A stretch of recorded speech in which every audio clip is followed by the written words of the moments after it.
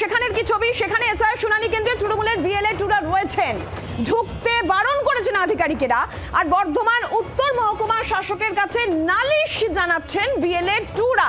এই হচ্ছে বর্ধমানের ছবি আসছে। বিজেপির বিএলএ টু নেই, তাই আমাদের বাধা, এই দাবি তৃণমূল কংগ্রেসের বিএলএ টুরা করছেন।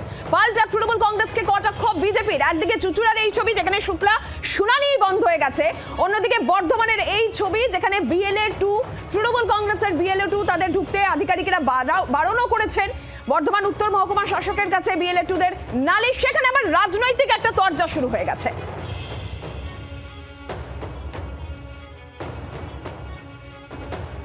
আমরা সমস্ত কিছু করার পরে আমাদের এই ভিতরে বিএলএ থাকার অধিকারটা থাকবে না। আপনি বুঝতে পারলেন না? আমাদের ওনারা একটা কথা বললো, যারা এখানে অফিসাররা আছে তারা বললেন যে আমাদের এরকম কোনো নির্দেশ নেই, আপনারা হচ্ছে কিনা মানে কমিশনের সঙ্গে কথা বলুন। বিভিন্ন জায়গা থেকে একাধিক ছবি এমন আসছে, কোথাও দেখা যাচ্ছে শুনানি বন্ধ করে দিচ্ছেন বিধায়ক, একেবারে নিজের দায়িত্বে বন্ধ করে দিচ্ছেন। সাধারণ মানুষ বলছে এটা তো হয়রানি।